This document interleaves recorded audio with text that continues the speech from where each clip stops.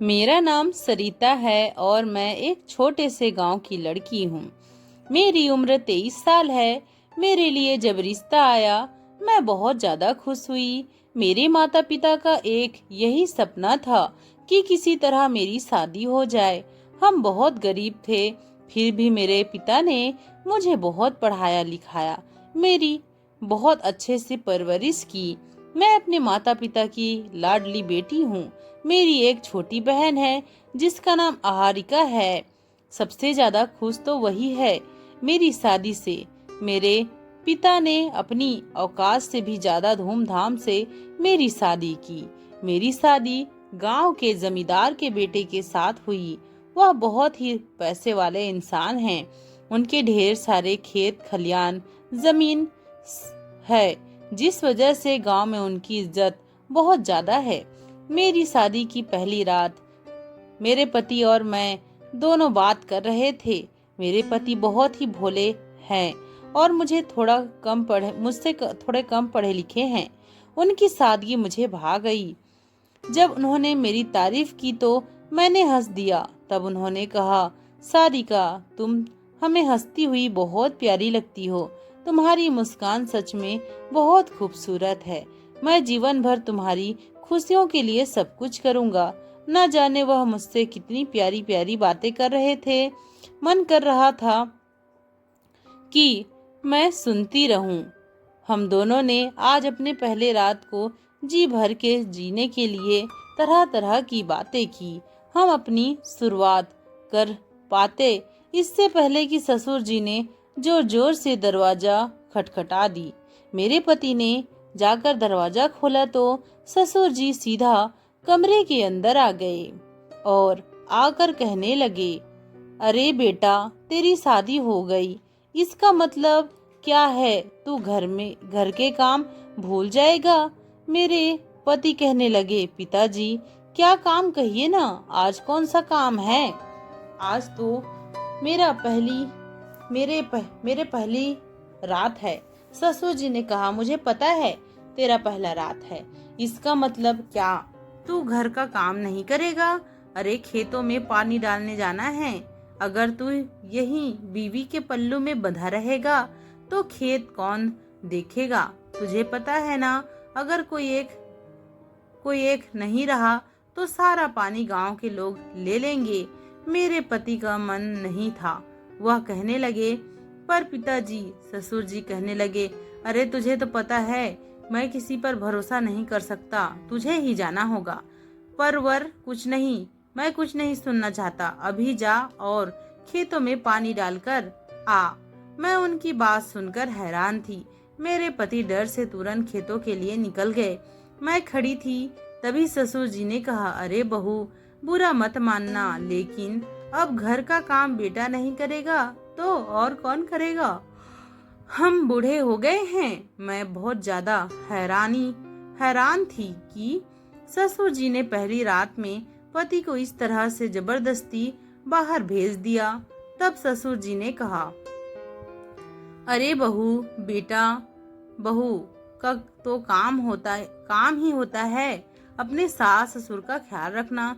तेरा भी तो काम है अपने पति और ससुर का ख्याल रखना और ससुर का आशीर्वाद लेना। चल अब मेरा आशीर्वाद ले ले आ। मैंने हंसकर तुरंत उनका आशीर्वाद ले लिया। उन्होंने खुश रहो कहकर अजीब सा हाथ फेरा। मुझे बहुत ज्यादा अजीब लगा। वह आशीर्वाद देने के बहाने पता नहीं क्या कर रहे थे। मैं हैरान होकर और डर कर पीछे खिसक गई। तो उन्होंने कहा, चल चल अब मैं जाता हूँ।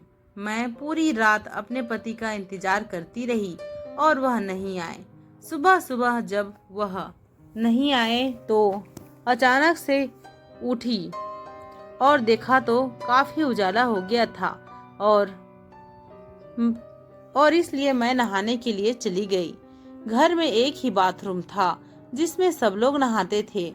वह कमरा के बाहर था। जब मैं नहा रही थी तो ससुर जी दरवाजे के पास बैठकर झांकने की कोशिश कर रहे थे। तभी सासू माँ आई और कहने लगी, अरे विष्णु के पिताजी, आप क्या कर रहे हैं, क्या देख रहे हैं? वह ससुर जी ने तुरंत बहाना लगा दिया।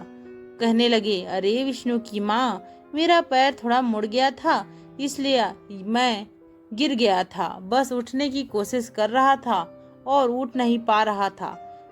उनकी आवाज सुनकर मैं बाहर आई तो सासू माँ कहने लगी, जो बहू, जाओ बहू, तुम जल्दी जाओ यहाँ से। मैं अपने कमरे में आ गई। अब मुझे बिल्कुल अच्छा नहीं लगता था।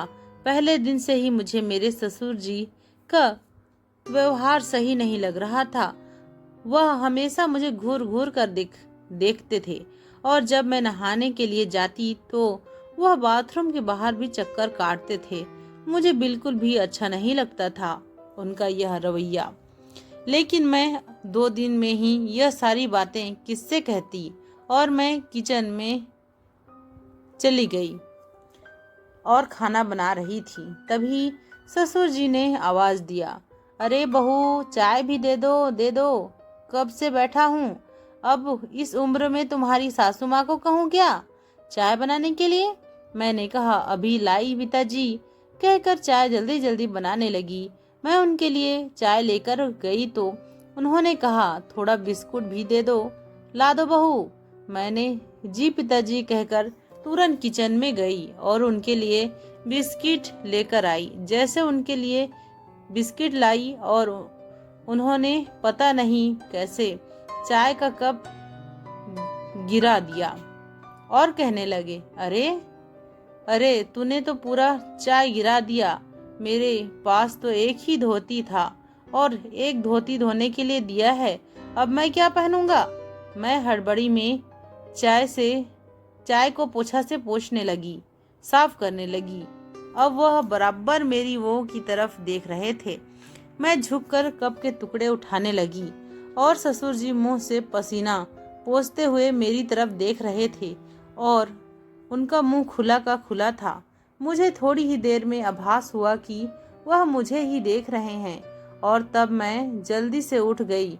उन्होंने कहा, अच्छा ठीक है, कमरे में एक और धोती रखी है, जाओ जाकर लाकर लेकर आओ बहू। मैं तुरंत कमरे के अंदर गई और धोती उठाकर उन्हें देने आने ही वाली थी कि वह मेरे पीछे पीछे कमरे के अंदर आ गए और जैसे ही मैं पलटी वह मेरे पीछे ही थे, इसलिए मैं उनसे टकरा गई।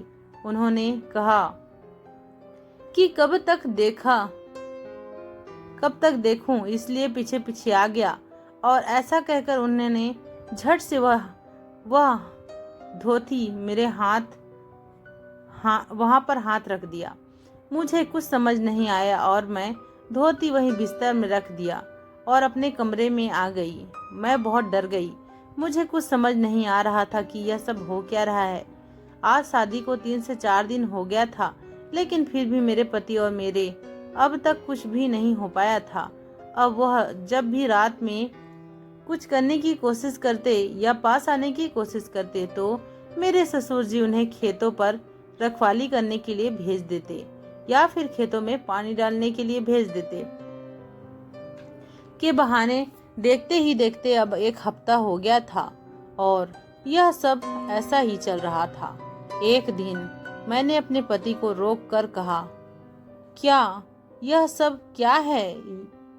हमारी शादी को 1 हफ्ता हो गया है, तुम्हारे पास तो हमारे लिए समय ही नहीं है मेरे लिए। उन्होंने कहा, तुम देख रही हो ना सारिका, पिताजी बूढ़े हो गए हैं और उनसे कोई काम नहीं होता। ना ही मैं दिन में गांव के बाहर वाला जमीन देखने चला जाता हूँ और रात में गांव का खेत में देखता हूँ। तुम्हें समय नहीं दे पा रहा, इसके लिए मुझे भी बहुत अफसोस हो रहा है, लेकिन तुम फिक्र मत करो,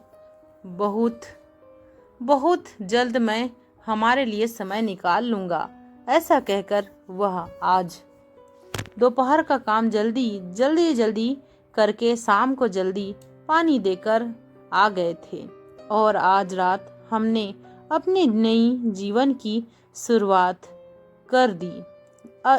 अब जब हम दोनों अपने कमरे में थे तो दरवाजे के पास से कुछ आवाज आई थी और फिर मुझे मुझे फिर से अपने ससुर जी पर शक हुआ।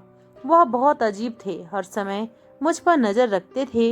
यहाँ तक कि अब मुझे भरोसा हो गया था कि आज भी उन्होंने हमें देखने के लिए यह सब किया था। दोस्तों, आपको ये कहानी कैसी लगी कमेंट करके जरूर बताना। और हाँ, आपको इसका अगला भाग चाहिए तो कमेंट करके जरूर बताना, हम आपके लिए अगला भाग भी जरूर लेकर आएंगे। धन्यवाद।